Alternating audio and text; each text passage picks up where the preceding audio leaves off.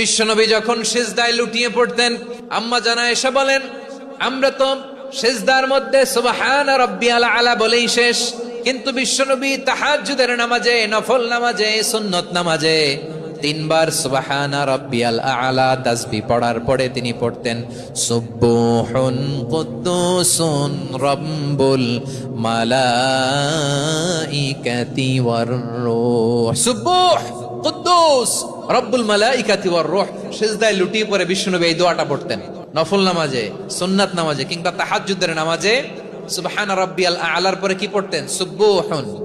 আওয়াজ করে বলেন সুবহুন কুদ্দুসুন রব্বুল মালাইকাতি ওয়ার রূহ। মানে আল্লাহ আপনি প্রশংসিত, আল্লাহ আপনি অতি পবিত্র, আপনি সব ফেরেশতা কুলের রব, ফেরেশতাদের সরদার জিব্রাইলের রব। সুবহানাল্লাহ।